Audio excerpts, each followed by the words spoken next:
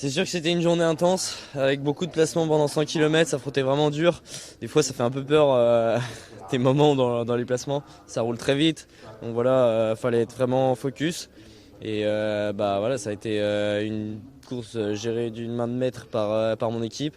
Même s'il y a des moments où des fois on a été obligé un peu de filocher pour se placer, pour garder des cartouches.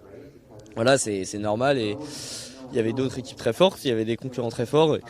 C'est vraiment une joie de s'imposer. Pour l'équipe, ça fait vraiment plaisir. C'est le plus jeune vainqueur de l'histoire de la Flèche Wallonne, ça te fait quelque chose ou pas?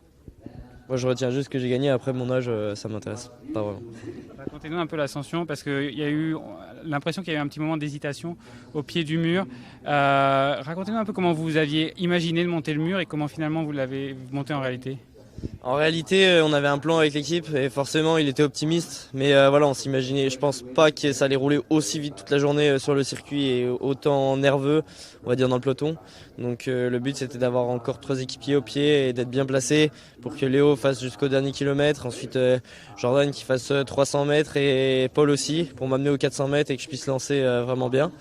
Là, voilà, je me suis retrouvé assez vite esselé parce qu'il y a eu un énorme placement au pied. Ça a vraiment frotté très dur.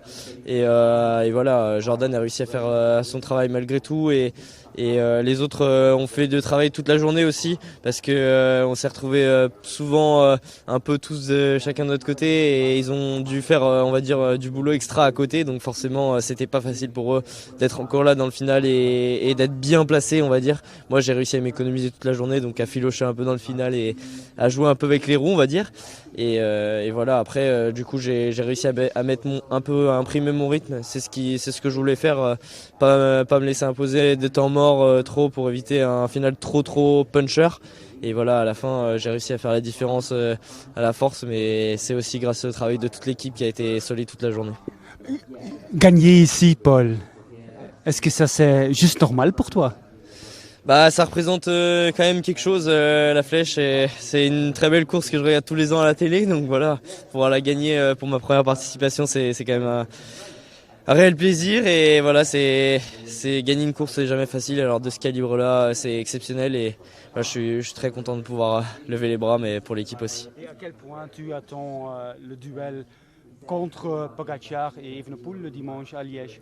C'est sûr que ça va être encore une belle course. Je suis vraiment impatient de pouvoir me frotter à ces gars-là. Encore une fois, c'est des grands du cyclisme et ils sont extrêmement forts. Et voilà, ça va être une course différente forcément. Donc on va se battre jusqu'à la fin. Ça donne de la confiance, tu te dis, vu ce que j'ai fait aujourd'hui, je suis capable de faire quelque chose dimanche? Alors, je pense que dimanche ça va être très différent. Un final pas du tout pareil, une course pas du tout pareille, plus longue avec peut-être des efforts un poil plus longs, je dirais. Donc voilà, on verra comment ça va être. Et c'est bien d'avoir pu gagner aujourd'hui, mais il faut passer à autre chose maintenant. Bah forcément. Alors à l'arrivée non, mais voilà, forcément qu'il reste du jus pour faire dimanche.